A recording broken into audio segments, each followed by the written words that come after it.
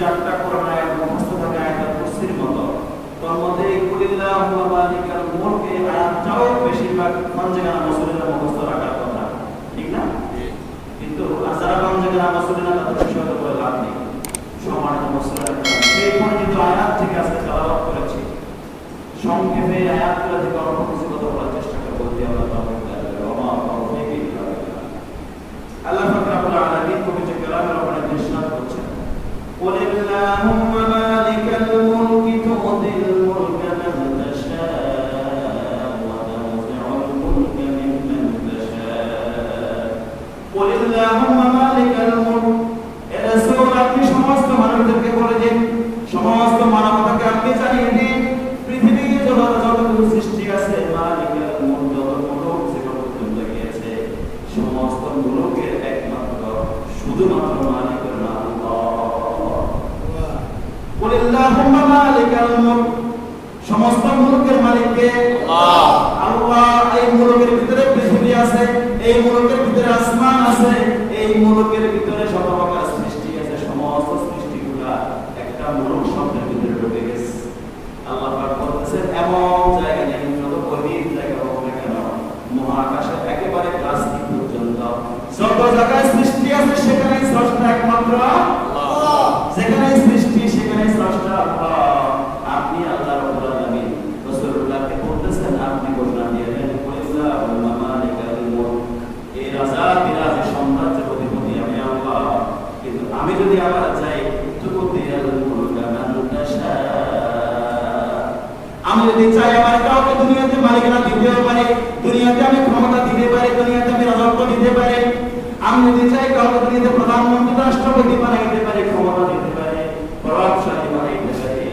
আবার আমি আল্লাহ যদি চাই, ওয়া তানজি'ুল মুলকা মিম্মান তাশা'উ, আবার আমি আল্লাহ যদি চাই যে কাউ থেকে আমি ক্ষমতা ছিনিয়ে নিতেও পারি।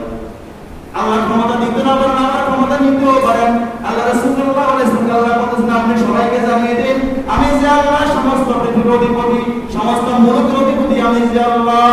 সেই আল্লাহ আমি চাইলে কাউকে দুনিয়ার বাদশাহী দিতেও পারে, ওয়া তানজি'ুল মুলকা মিম্মান তাশা'উ, আবার আমি আল্লাহ চাইলে দুনিয়ার বাদশাহী যে কাউ থেকে যে কোনো মুহূর্তে কেড়েও নিতে পারি।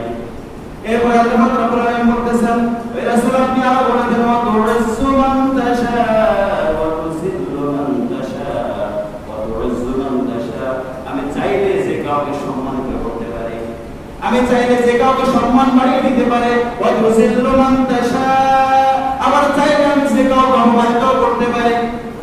আল্লাহ বলতেছেন, আমি সম্মান দেওয়ার মালিক আমি, ক্ষমতা দেওয়ার মালিকও আমি, আবার ক্ষমতা দেওয়ার মালিকও আমি, আবার সম্মান থেকে অপমানিত করার মালিকও আমি আল্লাহ। এবং আপনি সমস্ত মানবতাকে বলে দিন, বিয়াদিকাল খায়র, সমস্ত প্রকার কল্যাণের মালিক একমাত্র আমি আল্লাহ। আল্লাহ বলেন, ইন্নাকা আলা কুল্লি শাইইন কাদির, নিশ্চয় আমি আল্লাহ সব কিছুকে শক্তিশালী, আমার উপরে শক্তি কারো নাই। সমস্ত পৃথিবীর সকল শক্তির অস্তিত্বের মালিক একমাত্র শুধুমাত্র আমি আল্লাহ। আল্লাহ বলতেছেন,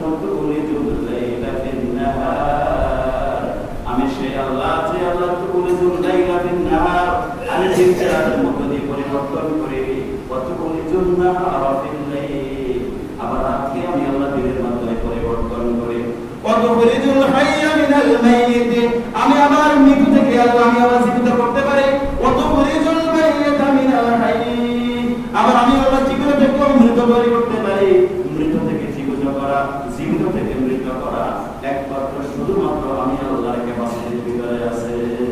সুবহানাল্লাহ। এবার আল্লাহ বলতেছেন, ওয়া তারযুকু মান তাশা'উ বিগাইরি হিসাব, আমি যদি কাউকে রিজিক দিতে থাকি, আমি তাকে বেগাইরি হিসাব, বেহিসাবে রিজিক দেওয়ার মতো ক্ষমতা আমি আল্লাহর আছে। সুবহানাল্লাহ। আল্লাহ পাক রব্বুল আলামিন কয়েকটি গুরুত্বপূর্ণ কথা বলেছেন। এক নম্বর হলো, কুলিল্লাহুম্মা মালিকাল মুলক, সমস্ত মুলকের একমাত্র অধিপতি শুধুমাত্র কে? আল্লাহ। সমস্ত পৃথিবীর সমস্ত জায়গায় সৃষ্টি আছে, সমস্ত সৃষ্টির একমাত্র শুধুমাত্র অধিপতি আল্লাহ রাব্বুল আলামিন।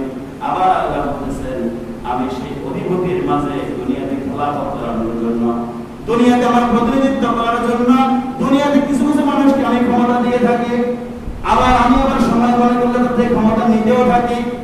কারণ ক্ষমতা দেওয়ার মালিক কে? আল্লাহ। ক্ষমতা দেওয়ার মালিক সে আল্লাহ, আবার ক্ষমতা নেওয়ার মালিকও সেই আল্লাহ।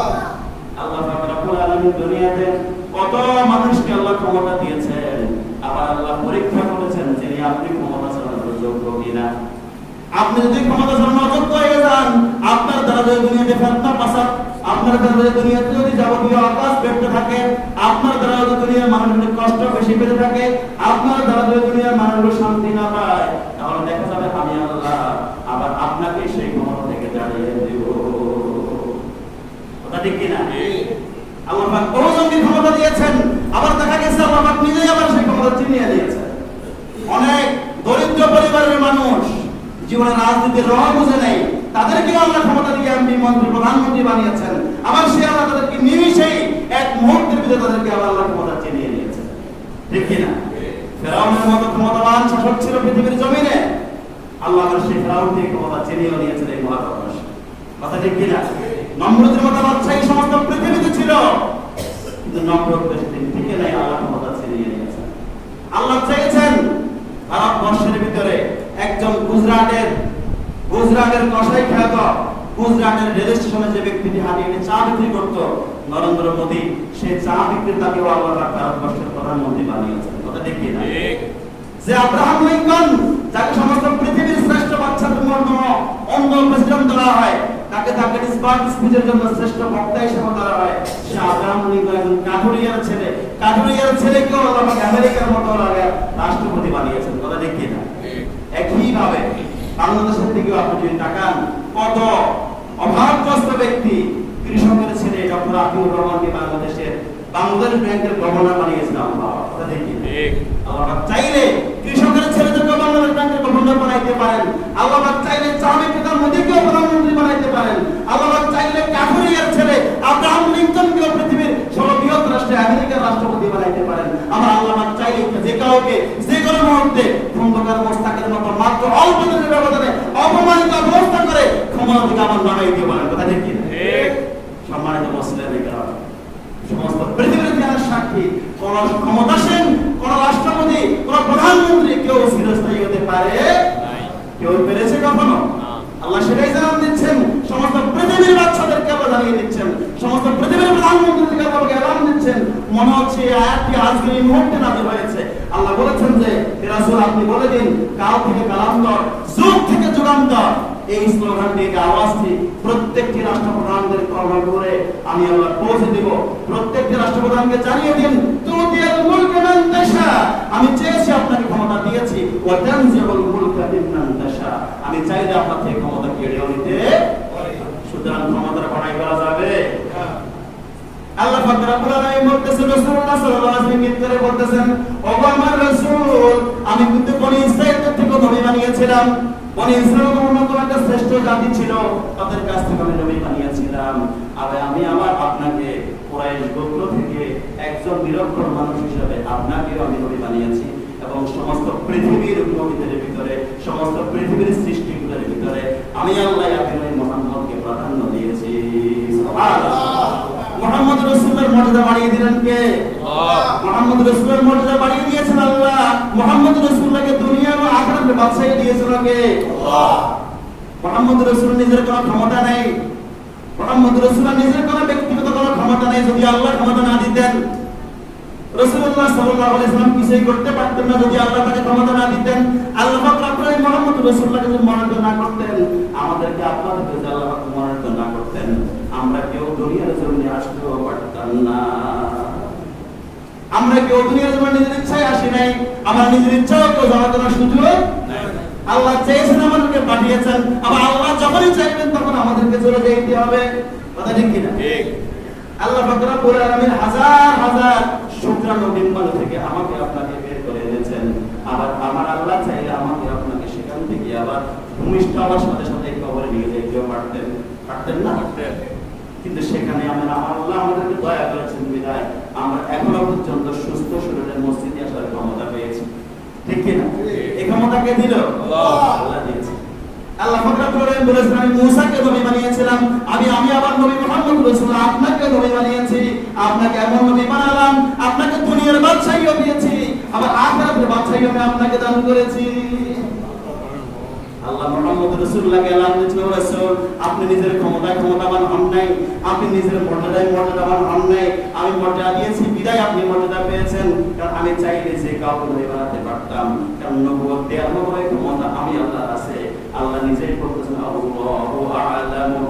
সায়াজআলু রিসালাতাহু। কোন সময় কাকে রিসালাত দেব, কোন সময় কাকে নবুয়ত দেব, সেটা একমাত্র আমি আল্লাহ ছাড়া কেউ জানে না। আল্লাহু আ'লামু হাইসু ইয়াজআলু রিসালাতাহু। আমি রিসালাত দিয়েছি বিদায় যুবযুগ লক্ষ লক্ষ নবী হয়েছে। আমি রিসালাত দিয়েছিলাম বিদায় আপনি রাসূল হয়েছেন। আমি ক্ষমতা দিয়েছি বিদায় আপনি প্রধানমন্ত্রী হয়েছেন। আমি যদি ক্ষমতা না দিতাম আপনি মধ্যে রাষ্ট্রের প্রধানমন্ত্রী হতে পারতেন না। কথা ঠিক কি না? আল্লাহ পাক রব্বুল আলামিন মুহাম্মদ রাসূলকে ইঙ্গিত করে সমস্ত পৃথিবীর রাষ্ট্রপ্রধানদেরকে আল্লাহ নিয়ে দিচ্ছেন, ক্ষমতা দিয়েছি বিদায় পেয়েছেন। আবার আমি আল্লাহ ছাড়া আমি আপনাকে মর্যাদা বাড়িয়ে দিতে পারি। আপনার মর্যাদা এমন বাড়িয়েছি আপনার মর্যাদাকে আমি একেবারে আরশে আজিম পর্যন্ত পৌঁছিয়ে দিয়েছি। আমরা আল্লাহ ছাড়া তুজিল্লু মান তাশা, আবার যে কাউকে আল্লাহ যে কোনো মুহূর্তে অপমানিত করতে পারেন। ঠিক কি না? মাত্র অল্প কয়েকদিন আগের ঘটনা, যে ওসি প্রদীপ হাজার মানুষের নিজের হাতের ভিতরে হ্যান্ডকাপ লাগিয়েছিল, হাজার মানুষকে ক্রস ফায়ার দিয়েছিল। আল্লাহ অল্প সময়ের ব্যবধানে ওসি প্রদীপের হাতে এক হ্যান্ডকাপ লাগিয়ে দিয়েছে কিনা?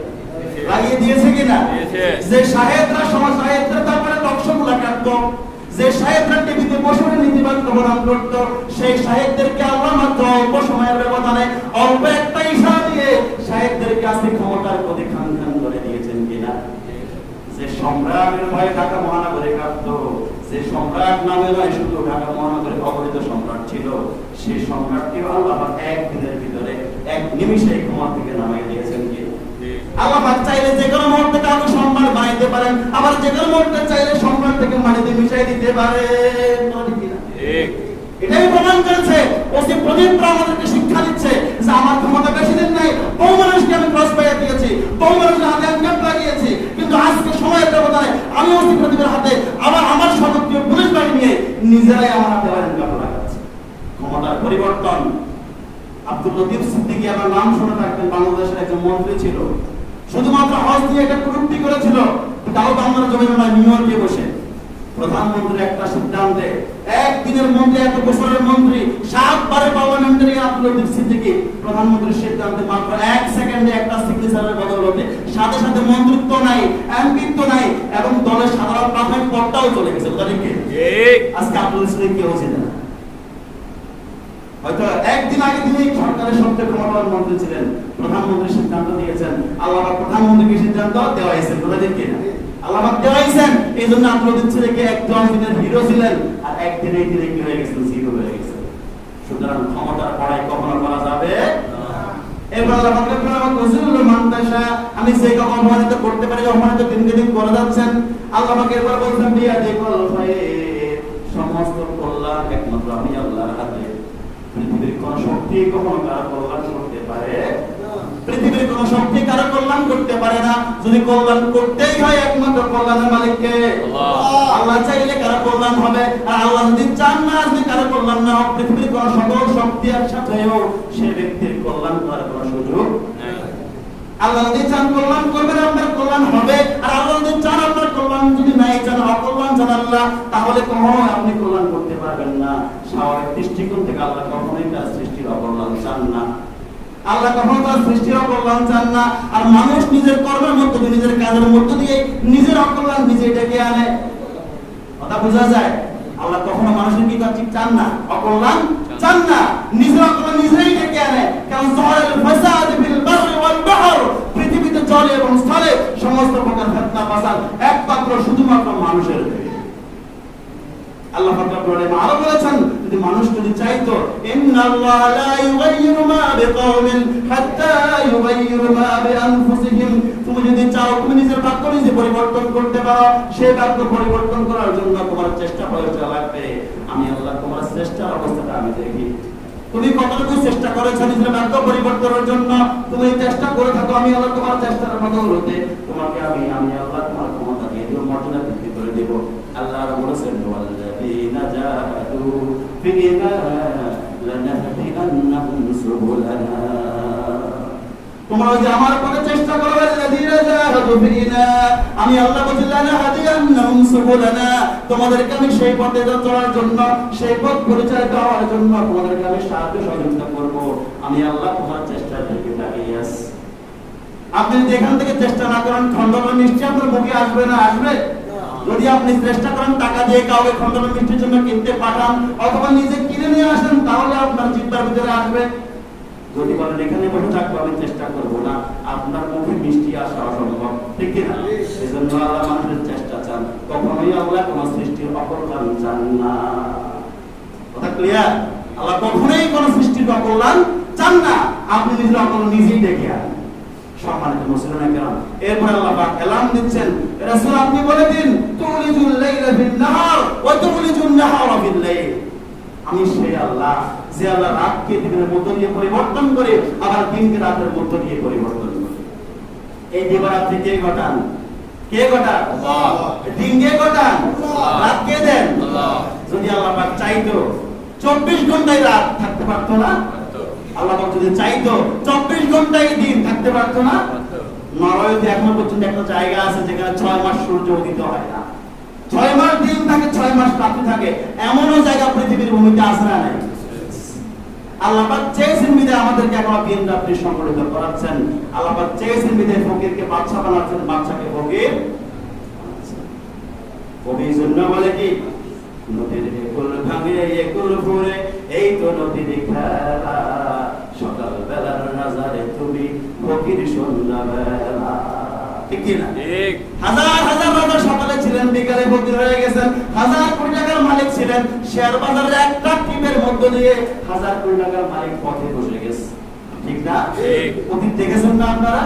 শেয়ার বাজারে কোটি কোটি টাকার মালিক এক রাত্রে একটা ফেস্টিভালের মধ্য দিয়ে শেয়ার বাজারের টাকা নাই, দেখা গেল কালকে হাজার কোটি টাকার মালিক, পরদিন পত্রিকায় উঠতেছে তার ব্যাংক যাবতীয় টাকা পয়সা সবকিছুর কারণে সম্পত্তি, ব্যাংক লোনের কারণে পত্রিকায় বিজ্ঞপ্তি দিয়ে সমস্ত সম্পত্তিগুলো নিলামে উঠে গেছে।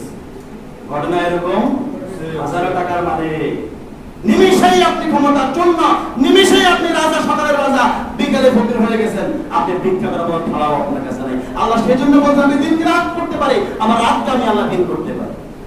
আজকের বিজ্ঞান যেটাকে বলছে আহ্নিক গতি এবং বার্ষিক গতির মধ্য দিয়ে দিবারাত্রি পরিবর্তনের কথা বলছে। আজকে বিজ্ঞান বলছে যে পৃথিবীর নিজ অক্ষরেখার উপরে সূর্যকে কেন্দ্র করে ঘুরতে থাকে। এই ঘুরতে ঘুরতে পৃথিবীর একবার প্রদক্ষিণ করতে সূর্য চারপাশে কেন্দ্র করে পৃথিবীর নিজ অক্ষরেখায় ঘুরতে পৃথিবীর সময় লাগে 23 ঘন্টা 56 মিনিট 4 সেকেন্ড মাত্র, প্রায় 24 ঘন্টা। এই জন্যই 24 ঘন্টায় একদিন এক রাত বলা হয়। যে মুহূর্তে নিজ অক্ষরেখা পৃথিবী ঘুরতে থাকে, ঘুরতে ঘুরতে যে মুহূর্তে পৃথিবীর যে অংশটুকু